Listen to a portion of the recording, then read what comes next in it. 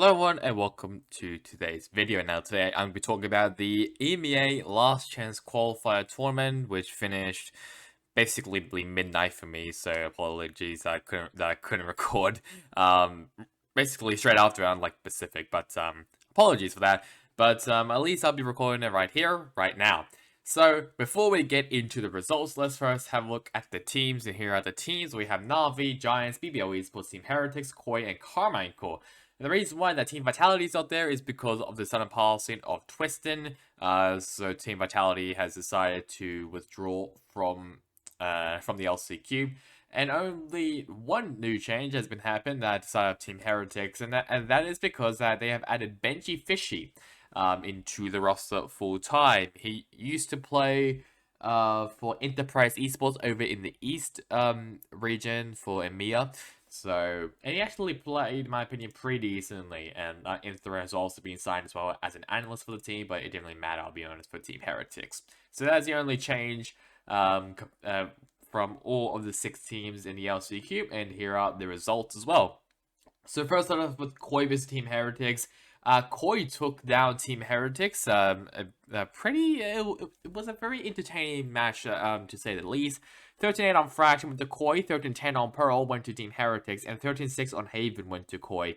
I think as well, Benji Fishy's first appearance as well was actually really good. So I won't be surprised if he is still in Team Heretics or possibly in another partnership team, because I think he performed very decently, considering that this was his only match with Team Heretics. So once again, I think he played very well.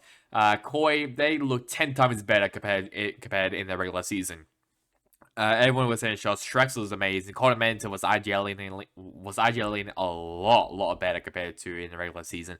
And everyone else and Koi. Shados was popping off. Wolfen really surprised me. I'm pretty sure I saw I'm pretty sure it's Bodok. Bodok basically said that Wolfen might be the next Demon 1 because of his performance. And Sarzo was looking like 2021 Sarzo, which I'm very happy about. Karmine Corp, they beat out BBL, a 2-1 victory for Karmine Corp. Now, I did watch the final couple rounds of Bind, because I woke up and I thought that the match would be done, but actually wasn't. It was still going, and oh my god, Karmine Corp. I'll say this: they look better. They did look better in the regular season. Definitely now with Zeiss in the team full time, and also has the IGO. Even though don't really understand why Riot didn't give Karmine Corp a waiver to at least sign someone like what they did to Heretics. I don't understand that, but whatever. But it was a very close game, especially on Haven and Bind. Haven went to 14-12 for the side BBL, and 13-9 Lotus, and 14-12 on Bind with the Karmine Corp. Shout out to Turco for basically keeping BBL alive on Bind. Basically clutch won a 1v4 clutch, and then an ace, I'm pretty sure, to trigger overtime, but it was not enough as Karmine Corp just barely squeaked by. So yeah, pretty disappointing for BBL, but I was on the Karmine Corp train. I was very happy to see my Karmine Corp, LA Blue, to win against BBL. Our bracket semifinals, though, it was Koi who surprised everyone to beat out Na'Vi. Shout out as well to Angel for some reason playing Brim on Lotus, which has never been done before, I don't think, which was stupid. That is something that I will probably play in my comp games in gold and plat lobbies. Still, many people were molding over this. I'm not really surprised. It's mainly better to have an Astra like what Koi did, or even an Omen possibly. But no. Brimstone. Why? Why Brimstone? Just why? It's already a big enough map. Yeah, why not just have like a pretty crappy smoke character, which is only good on short to medium range smokes and not long range like what Lotus is. So that was kind of molding me and molding everyone else, which was pretty funny, but still was pretty bad. But yeah, 36 on Split, 13-3 on Lotus for Koi's Way. And Giants, they surprised nobody as they 2-0 against Karmine Corp. 13-11 on Pearl, 13-5 on Split. No surprises there, I'll be honest. It was just standard Giants being at Karmine Corp. Karmine Corp, though, we had to say that. Well, we had to say our goodbyes to Karmine Corp as they lose to Na'Vi with that stupid composition on Lotus, which actually somehow worked against Karmine Corp. 36 on Lotus for Na'Vi, 37 on Ascender for Karmine Corp, and 37 on Pearl for Na'Vi. So, yeah, pretty. I was very sad when Karmine Corp lost. But to be fair, it is Na'Vi and a weird looking Na'Vi as well. I do not understand some of the comps that they're using. Our bracket final now. Koi, they lose to Giants in the basically the second Spanish duel, I guess we'll say. And in this tournament, the 2-0 victory for Giants, 14-12 on Haven, 13-5 on Pearl. No surprises there, I'll be honest. Giants, they just looked 10 times better than anyone else. Let's now use VLR.GC for the final two maps. Well, matches, I should say. So we have Na'Vi versus Koi. It's a 3-0 victory for Na'Vi against Koi. No surprises there, I'll be honest. Everyone and Koi kind of just weren't really there. Sagetsu has some great players, especially I think I might be thinking of the Giants and Na'Vi one, maybe I don't know. But I'm pretty it might be on another game when Sagetsu pretty sure got like 3 kills somehow with the sheriff, which is really impressive. But still, Sagetsu did a phenomenal job as mainly. I'm pretty sure he's a flex player. Zip was also really good in CNET as well. Both of them doing phenomenal jobs. Shao and Angel, they were also really good as well. But Koi, they weren't looking like the Koi I thought they would be when they first beat Na'Vi. I was kind of disappointed in that. 14-12 there on split went to Na'Vi. So at least it was very close there. Zip doing a good job for side Na'Vi. 13-10 on Pearl for Na'Vi, and 13-9 on Fracture once again for Na'Vi. So pretty disappointing there. Sagetsu did a phenomenal job there either way. Performance-wise, though, it was actually 2 bases for side of Na'Vi. 1 ace from CNED, 1 ace from Sagetsu. A bunch of 4K as well. Wolfen having 1 4K for side of Koi, and Zeppen, Angel, and CNED having 1 4K each for side of Na'Vi, and even a 1v3 clutch win as well for Coldament, so for the side of Koi.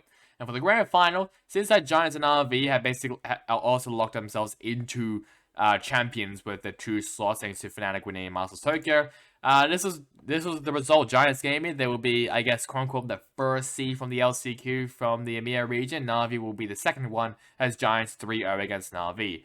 This Giants team looks 10 times better compared to what I saw in the regular season.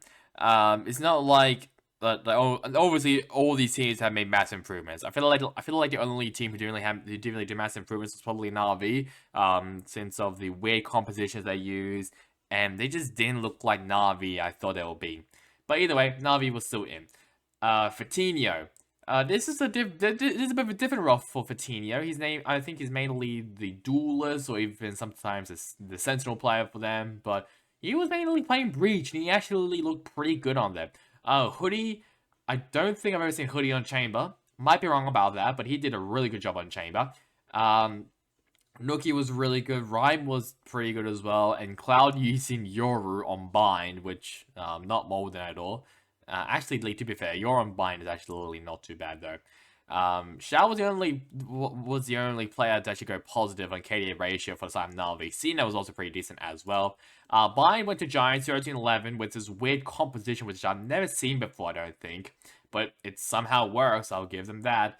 And with this stupid comp from Na'Vi, it's probably better. I mean, the Giants comp is better than Na'Vi's comp, I'll say that, though. 13-7 on Lotus for side Giants once again. And Haven went to 13-9.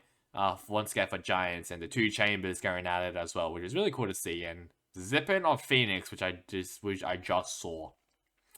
Okay, I didn't know we were back in 2021.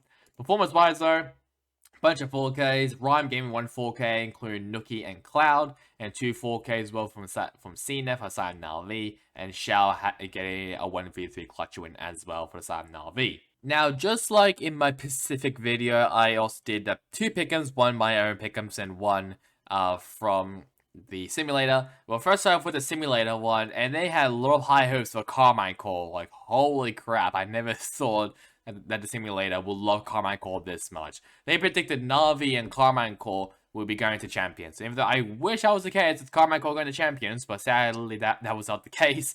The simulator got Koi, Karmine Corp, right, and Giants Rise were in the upper semifinals, but that only equated to like 25 points. I'm pretty sure, sorry, 20 points, which is apparently I think majority got 15 points.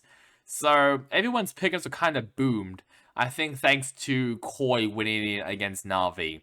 So it was kind of boomed there from the very start as soon as Koi went against Na'Vi somehow.